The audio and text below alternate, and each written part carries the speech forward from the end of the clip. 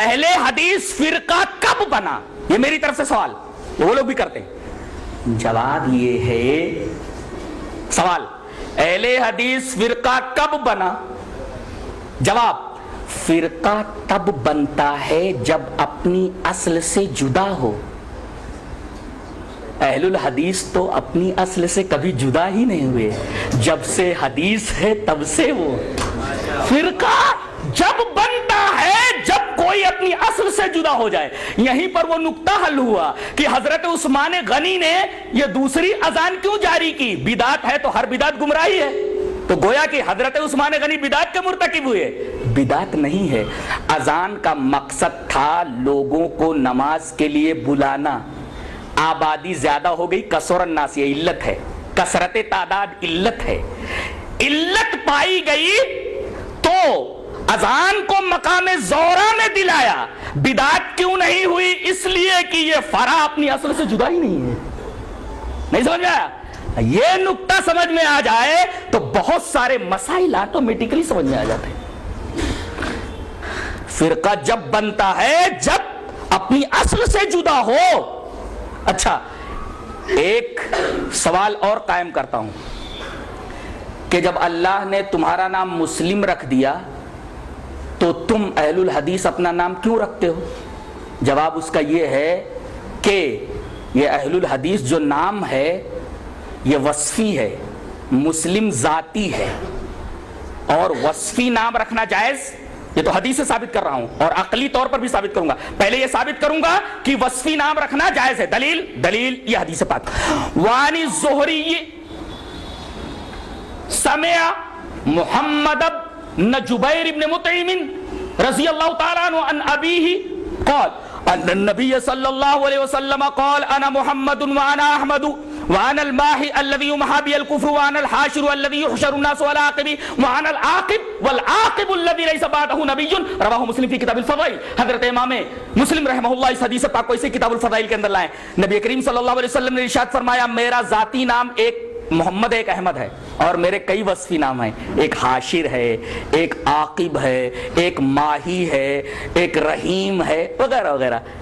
اور ایک نقطہ یاد رکھو کہ کسی ذات کے متعدد صفات اس کی عظمت پر دلیل ہوتے ہیں. نہیں، قرآن حکیم کا مطالعہ کرنے والا طالب علم جانتا ہے کہ قیامت کے بے شمار نام ہیں. یوم التغابن، الواقعہ، الحاقہ، القارعہ، 50 کے قریب اس کے نام. ایک نام یوم التغابن، ہار جیت کا دن.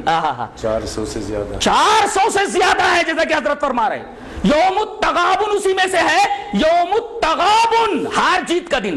ہار جیت کا دن، اس دن جنتی جیت جائیں گے، کافر ہار جائیں گے. اس وجہ سے اس دن کا نام یوم التغابن پڑا، ہار جیت کا دن. اور کیسی ہار؟ یہاں تو کرکٹ والے ہار جاتے پھر جیت جاتے ہیں، وہاں کوئی آپشن ہے ہی نہیں.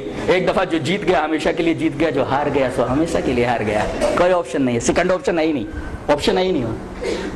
جو ہار گیا وہ ہمیشہ کے لیے ہار گیا، جو جیت گیا وہ ہمیشہ کے لیے جیت گیا. لہذا اصل کامیابی در حقیقت آخرت کی کامیابی ہے. وہاں جو کامیاب ہو گیا در حقیقت حقیقی کامرانی، حقیقی کامیابی اسی کو ملی.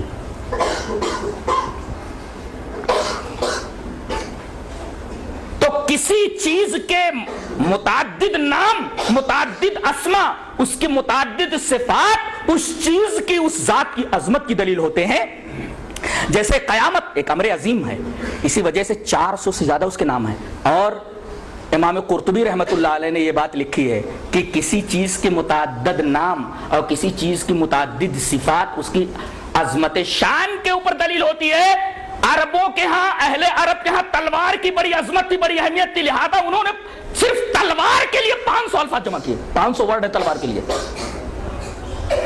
تلوار کے لیے کتنے ورڈ ہیں؟ 500 الفاظ ہیں صرف تلوار کے لیے. اتنی رچ لینگویج ہے یہ عربی. تلوار کے لیے صرف 500 ورڈ ہیں، 500 الفاظ ہیں. اتنی رچ لینگویج ہے. گویا کہ تلوار ان کے لیے بہت اہم تھی، لہذا اس کے نام بہت زیادہ. اسی وجہ سے اہل الحدیث کبھی اپنے آپ کو اہل الحدیث کہتے ہیں، کبھی اصحاب الحدیث کہتے ہیں، اور کبھی سلفی کہتے ہیں، اور کبھی محمدی کہتے ہیں. یہ بہت سارے نام، متعدد صفات در حقیقت اہل الحدیث کی ذات مسلم کے عظمت کے اوپر دلیل ہے. اس وجہ سے انہوں نے کئی نام رکھ لیے. اچھا مسلم نام اللہ نے رکھ دیا تو آپ نے وصفی نام کیوں رکھا؟ اس لیے کہ حدیث سے ثابت ہے وصفی نام رکھنا، جیسا کہ نبی کریم صلی اللہ علیہ وسلم کے ذاتی نام بتائے گئے اور اس کے بعد آپ نے اپنے وصفی نام بتائے، تو وصفی نام رکھنا جائز ہوا. اب منطقی دلیل یہ کہ اگر ذاتی نام کوئی ہے اور اگر وصفی نام رکھا جائے تو یہ جو وصفی نام ہے یہ ذاتی نام کا معرف ہو، مقسم نہ ہو. لفظ یاد رکھا جائے، ذاتی نام کا معرف ہو، مقسم نہ ہو، تعریف کرنے والا ہو، وضاحت کرنے والا ہو اور اس کی وضاحت کرنے والا ہو، تقسیم کرنے والا نہ ہو. اب بتائیے اسلام از اکول ٹو اہل الحدیث، درست ہے کہ نہیں؟ اس لیے کہ اسلام نام ہے قرآن و حدیث کا، قرآن و حدیث سے جو کچھ باہر وہ اسلام ہے ہی نہیں، لہذا اسلام از اکول ٹو اہل الحدیث. اور اسلام از اکول ٹو اہل الحدیث اور مسلم از اکول ٹو اہل الحدیث، تو اہل الحدیث جو نام ہے ذاتی نام کا معرف ہے، ممیز ہے، مقسم نہیں ہے. اگر حنفی اور شافعی رکھ دیا جائے تو یہ مقسم ہے، لہذا اہل الحدیث رکھنا درست ہے اور کسی شخصیت کی طرف انتساب کر کے نام رکھنا درست نہیں، اس لیے کہ وہ مقسم ہے، تقسیم کرنے والا ہے، معرف اور ممیز نہیں ہے. کیا یہ نام صحابہ کرام رضوان اللہ تعالی علیہم اجمعین کے زمانے میں بھی تھا؟ جی ہاں تھا. دلیل یہ اثر وعن الشعبی قال کرہ الصالحون الاولون الاکثار من الحدیث ولو استقبلت من امری ما استدبرت ما حدثت الا بما اجمع علیہ اہل الحدیث. تذکرۃ الحفاظ قال الحاکم فی ترجمۃ الشیبی، امام عامر شیبی کے ترجمے میں یہ نقل ہے اور تذکرۃ الحفاظ میں قول موجود ہے. حضرت شیبی فرما رہے کہ پہلے کے نیک لوگ زیادہ حدیث بیان کرنے سے ذرا بچتے تھے اور وہ بات جو مجھے بعد میں معلوم ہوئی اگر پہلے معلوم ہو گئی ہوتی تو میں وہی حدیث بیان کرتا جس پر تمام اہل الحدیث کا اجماع تھا. اور یہ شیبی کون ہے؟ اوپر کسی کا اجماع، اتنے لوگوں کی تعداد حیرت انگیز ہے. جی چاہتا ہے کہ اس پر بھی ایک حدیث آپ کے سامنے میں پیش کر دوں. حدیث اس طرح وعن عبداللہ رضی اللہ تعالی عنہ عن النبی صلی اللہ علیہ وسلم قال خیر الناس قرنی ثم الذین یلونہم ثم الذین یلونہم ثم یجیء اقوام تسبق شہادت احدہم یمینہ ویمینہ شہادتہ قال ابراہیم وکانوا یضربوننا علی الشہادت والعہد. رواہ البخاری فی کتاب الشہادات. حضرت امام بخاری رحمہ اللہ اس حدیث پاک کو ایسے کتاب الشہادات کے اندر لائے. راوی حضرت عبداللہ بن مسعود ہیں. حضرت عبداللہ بن مسعود فرماتے ہیں کہ جناب محمد رسول اللہ صلی اللہ علیہ وسلم نے ارشاد فرمایا سب سے بہترین زمانہ میرا زمانہ جب تک آپ حیات ہیں. اب آپ کے زمانے کے بعد کون سا زمانہ بچتا ہے؟ صحابہ کرام کا. اور صحابہ کرام کا زمانہ، اس کے بعد تابعین کا زمانہ. یہ تین زمانے ہیں. خیر الناس قرنی یہ میرا زمانہ، ثم الذین یلونہم پھر اس زمانے سے جو لوگ منسلک صحابہ، ثم الذین یلونہم پھر میرے صحابہ سے جو منسلک ہیں. اس کا مطلب دور نبوی، دور صحابہ، دور تابعین اور دور صحابہ کے اندر یہ لفظ موجود تھا. اس کا مطلب صحابہ کرام رضوان اللہ تعالی علیہم اجمعین لفظ اہل الحدیث سے اچھی طرح واقف تھے. اب آخری بات رہ گئی، کیا یہ نام رکھنا ضروری ہے؟ جی ہاں ضروری ہے. کیوں؟ دلیل اس کی یہ ہے کہ نبی کریم صلی اللہ علیہ وسلم کے زمانے میں کیا یہ ہوتا تھا کہ یہ حدیث صحیح ہے یا حدیث ضعیف ہے؟ رسول اللہ صلی اللہ علیہ وسلم کوئی بات کہہ رہے، کوئی حدیث بیان کر رہے تو اس کا مطلب یہ تھا کہ جو کچھ آپ بیان کر رہے ہیں وہ سب صحیح ہے. آپ یہ تھوڑی کہتے تھے کہ یہ بیان کر رہا ہوں یہ حدیث صحیح ہے حدیث ضعیف ہے.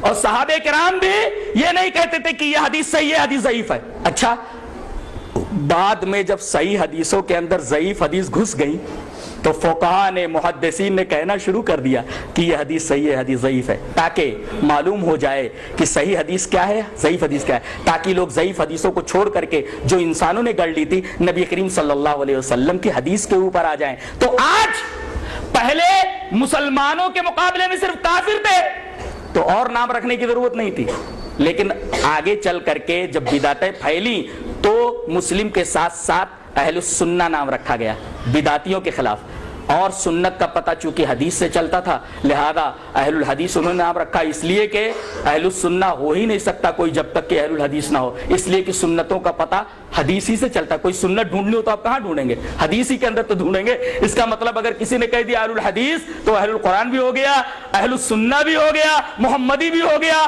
سلفی بھی ہو گیا، سب کچھ ہو گیا۔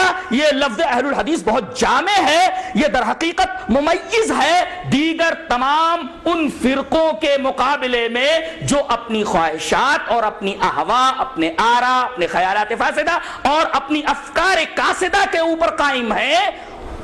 ان سے تمیز دینے کے لیے یہ نام رکھنا ضروری ہو گیا ہے، جیسے کہ محدثین کے اوپر یہ ضروری تھا کہ بتائیں کہ یہ حدیث صحیح ہے، یہ حدیث ضعیف ہے، تاکہ لوگ صحیح اور ضعیف کے درمیان فرق کر کے تمیز کر کے حدیث سے صحیح کے اوپر عمل کریں۔ ایسے ہی ضروری ہے کہ لوگ یہ نام رکھیں۔ آج لوگ کہتے ہیں کہ یہ نام در حقیقت ایک فرقہ ہے۔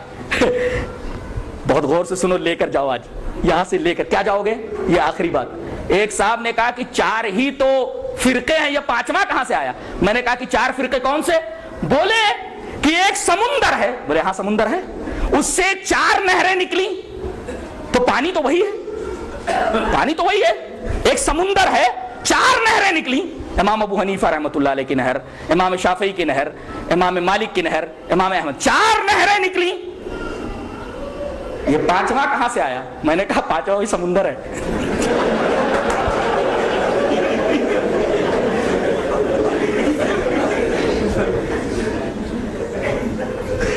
پانچواں کہاں سے آیا؟